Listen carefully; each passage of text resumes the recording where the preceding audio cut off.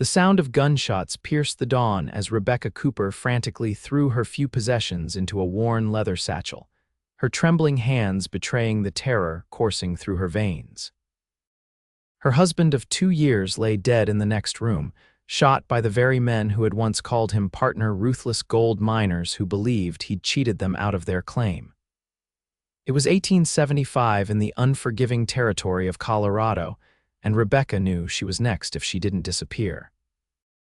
Blood trickled from a cut on her cheek where one of the men had struck her before she managed to escape their grasp. The neighboring cabin had caught their attention with a bottle of whiskey, buying her precious minutes to flee.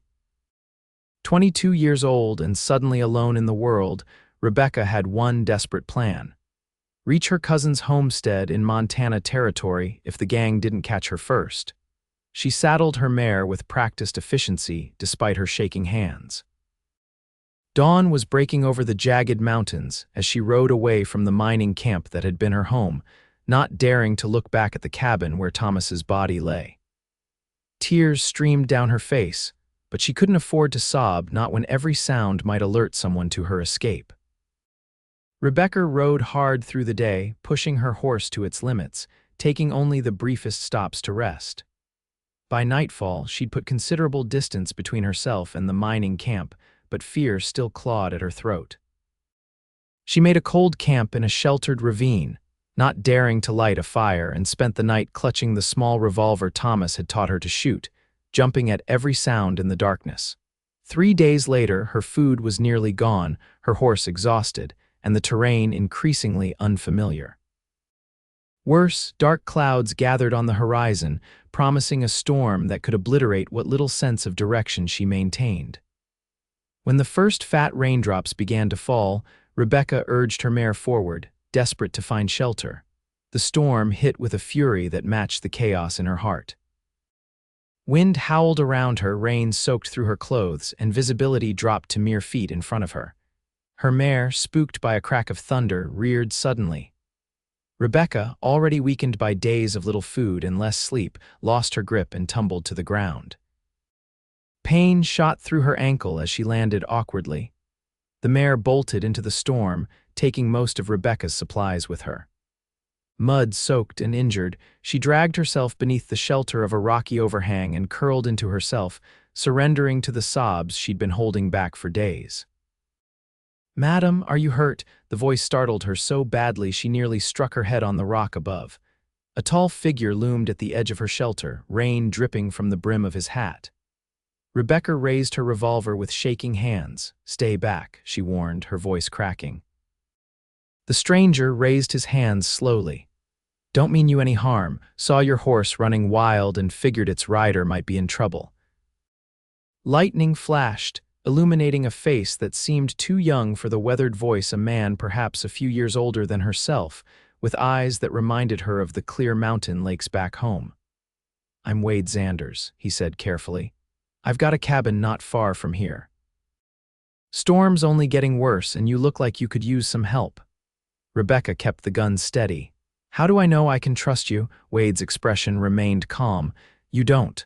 But I reckon dying of exposure is a certainty if you stay out here while I'm just a possibility."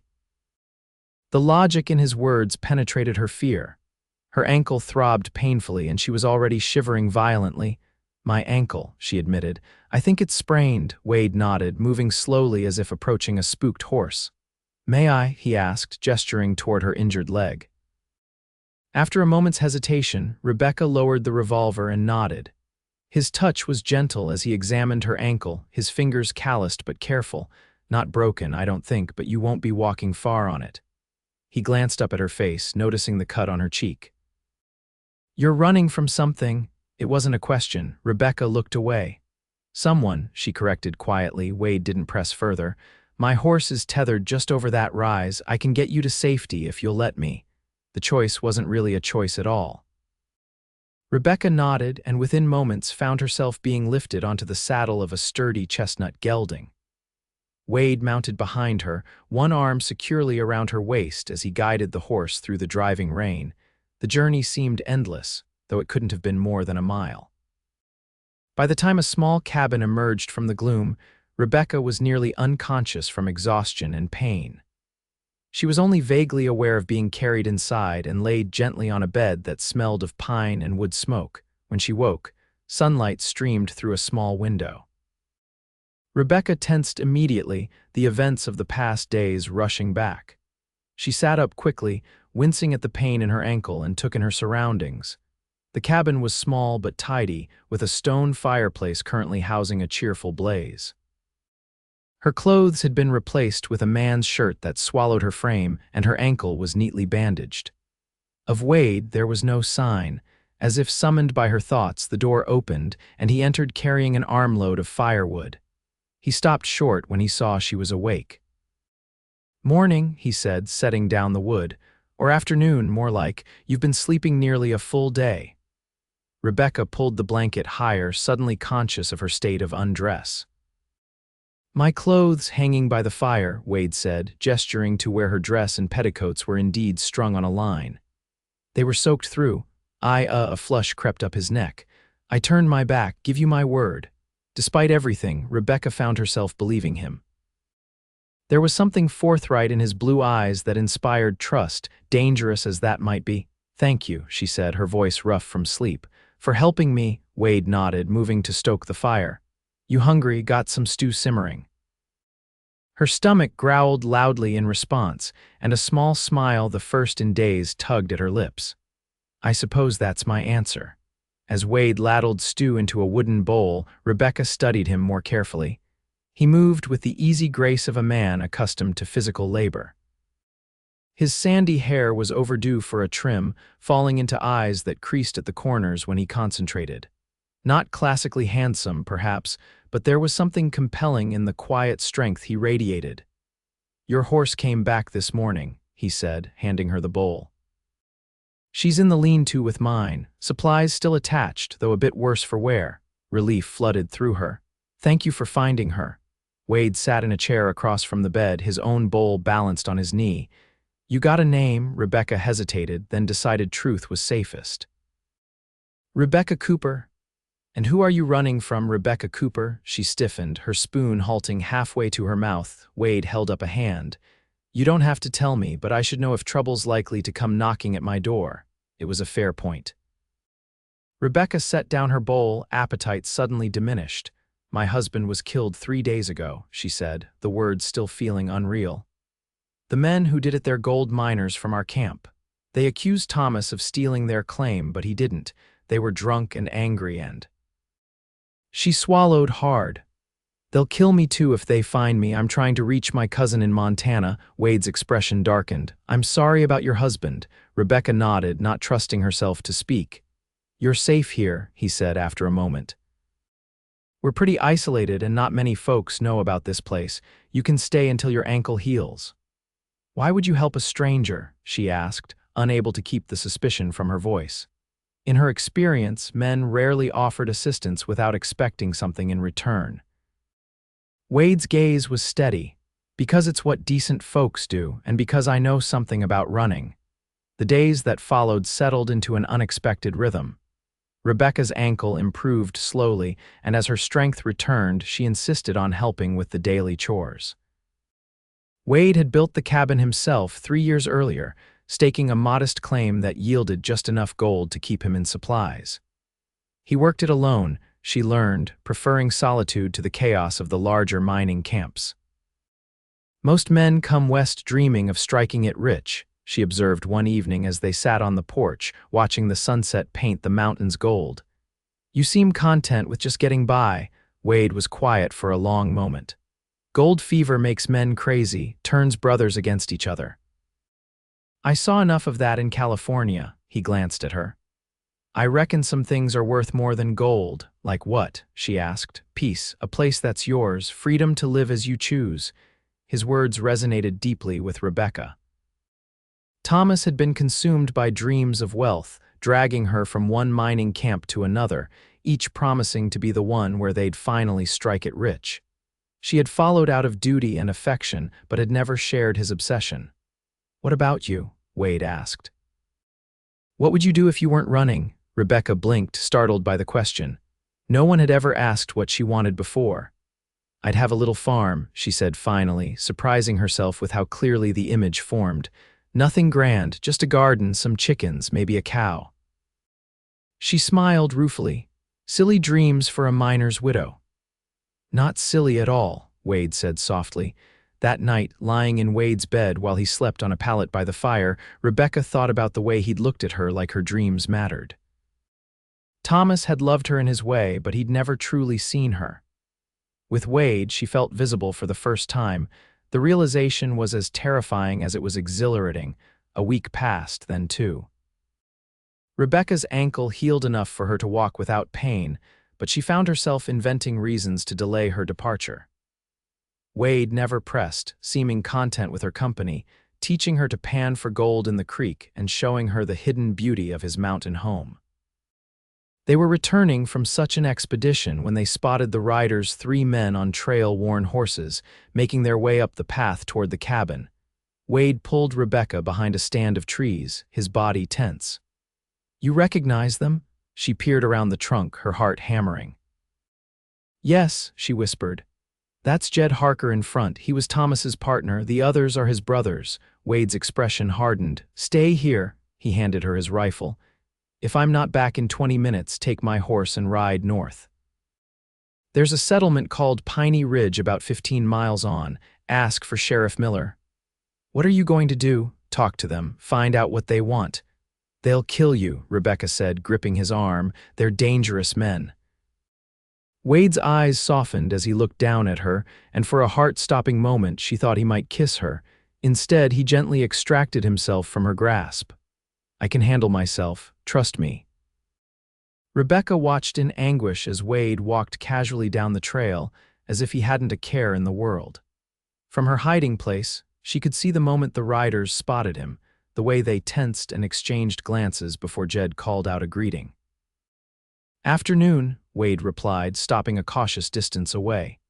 "Something I can help you with?" "Looking for a woman," Jed said, his voice carrying clearly in the mountain air.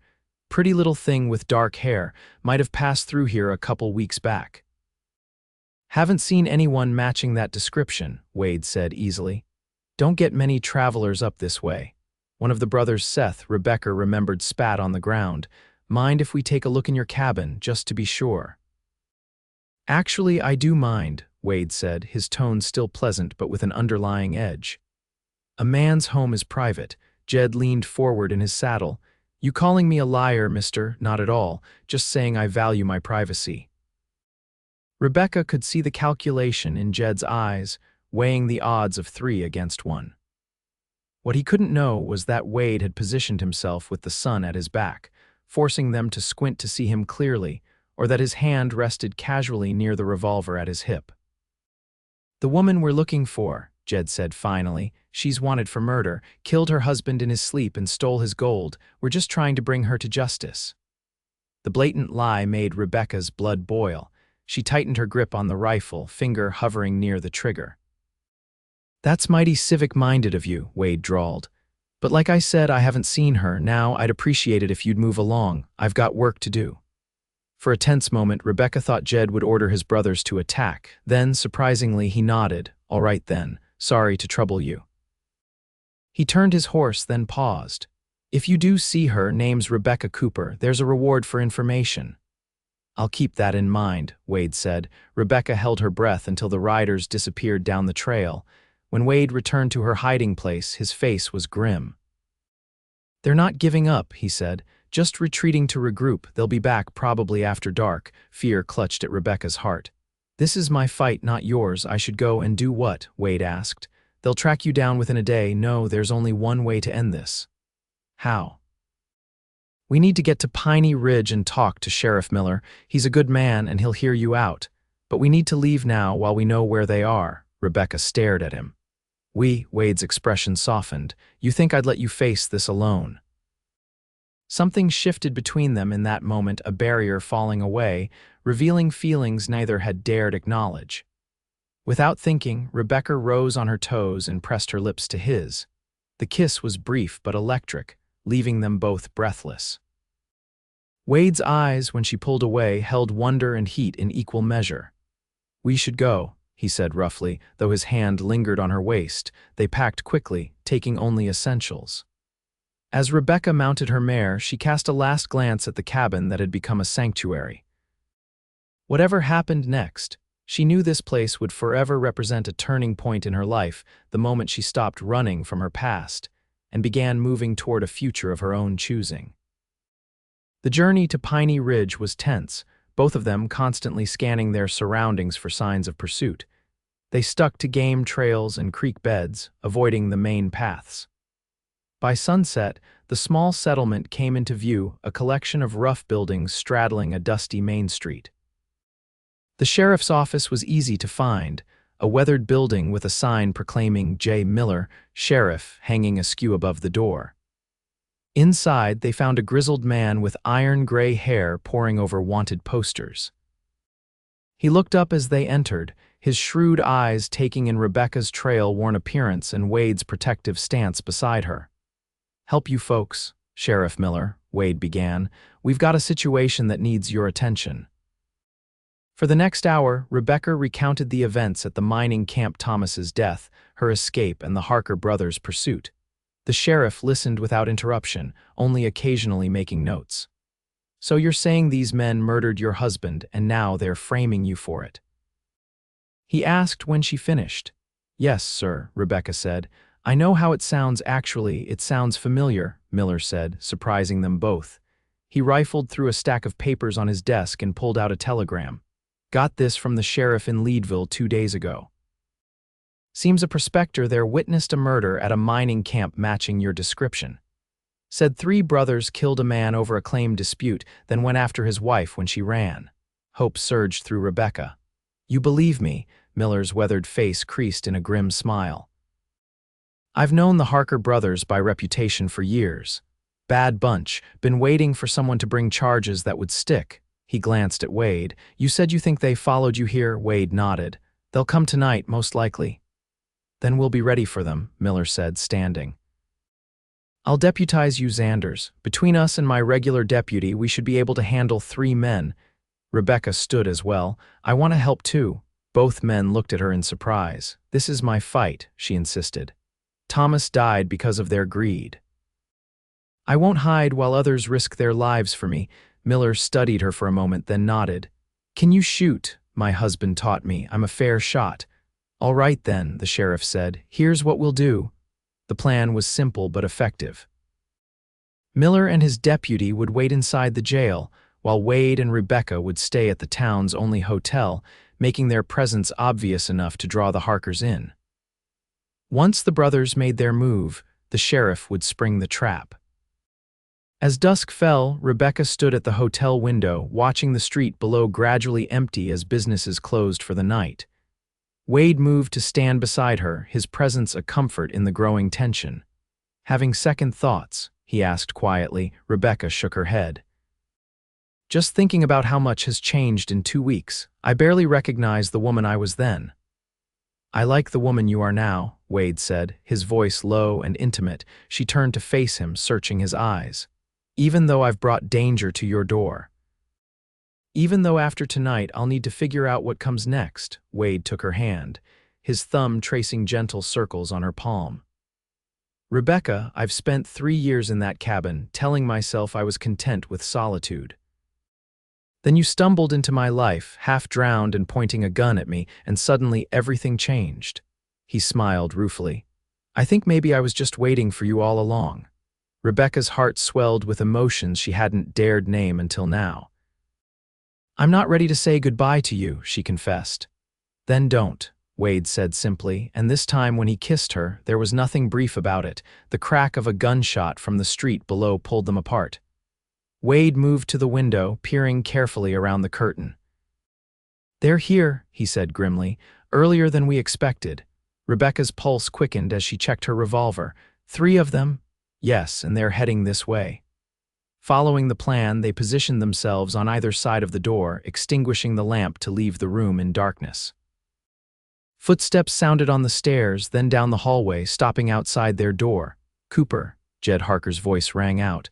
"We know you're in there. Come out and face what's coming to you." Rebecca and Wade exchanged glances but remained silent.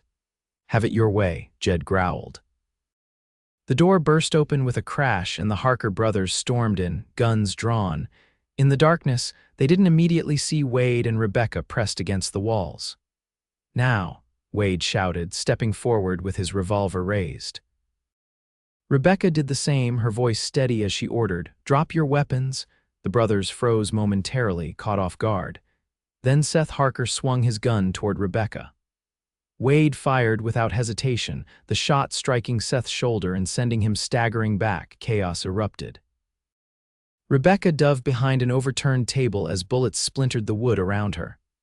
She returned fire, aiming carefully as Thomas had taught her, and was rewarded with a cry of pain from the youngest Harker brother. Outside, shouts and running footsteps announced the arrival of Sheriff Miller and his deputy. Caught between four armed opponents, Jed Harker made a desperate choice. "Rebecca," Wade's warning came just as Jed lunged toward her hiding place, knife drawn. Time seemed to slow. Rebecca raised her revolver and fired. The bullet caught Jed squarely in the chest. His momentum carried him forward 2 more steps before he collapsed at her feet, eyes wide with shock, and then it was over. The sheriff and his deputy secured the surviving brothers while Wade rushed to Rebecca's side, pulling her into his arms. "Are you hurt?" he demanded, his hands moving frantically over her as if to reassure himself. "I'm all right," she said, though she trembled violently against him. "I'm all right." Later, after statements were taken and the Harker brothers locked securely in cells, one headed for the doctor, one for the undertaker, and one for eventual trial, Rebecca sat with Wade on the hotel's porch, watching dawn break over the distant mountains. "What happens now?" she asked softly. Wade took her hand, his touch achingly gentle. "That depends on you. You're free now. You can go to your cousins in Montana or anywhere else you've a mind to." Rebecca studied their intertwined fingers. "And if I wanted to stay, if I wanted to see if those silly dreams of mine might come true?" "Then I'd say my claim's big enough for a garden," Wade replied, his voice rough with emotion. "And I've been thinking about getting some chickens." She looked up at him, heart full.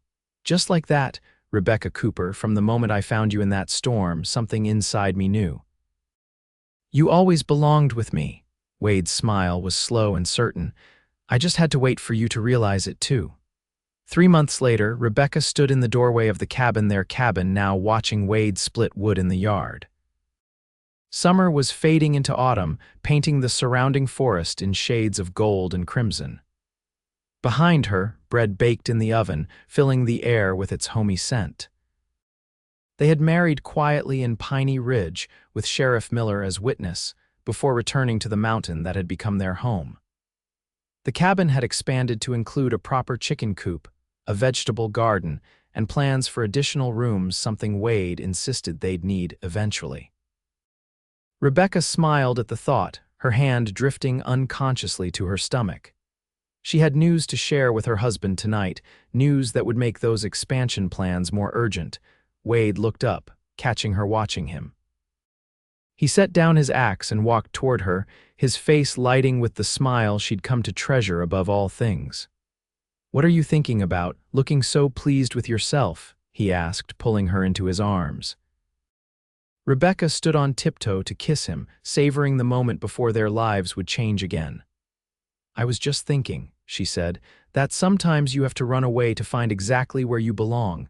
Wade's eyes crinkled at the corners as he smiled down at her. "And where's that?" "Right here," Rebecca said, nestling closer to the man who had become her sanctuary. "With you." The gold miners who had once driven her from her home were a distant memory now, their threats neutralized by justice and time. The path that had led her through terror to this peaceful mountain had been fraught with danger, but Rebecca wouldn't change a moment of it. Every step had brought her here, to this life they were building together. As the sun dipped toward the mountain peaks, casting long shadows across their little homestead, Rebecca and Wade stood wrapped in each other's arms, testament to the truth that sometimes the greatest treasures are found not in the gold-filled streams of the West, but in the hearts brave enough to claim them.